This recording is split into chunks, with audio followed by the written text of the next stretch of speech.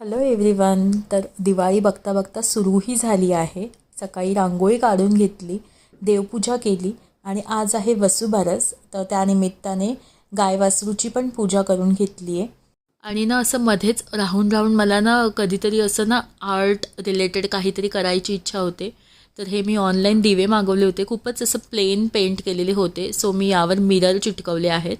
तर ॲक्च्युली ना थोडेसे असे टोन जर मला कलरफुल मिळाले असते ना तर हे असं छान वाटलं असतं, पण नव्हतं. जे होतं तेच मग मी यूज केलं. आणि इथे मी एक बॉटलला ब्लू पेंट करते आहे. माझ्या शेजारीच्या ताई राहतात, त्यांना बॉटल हवी होती ब्लू कलरची पेंट केलेली. सो मी म्हटलं चल आज माझं मन झालं आहे तर करून घेते. आणि ही अशी कामं करायच्या चक्करमध्ये मला खूप भूक लागली, तर पटकन खिचडी बनवली.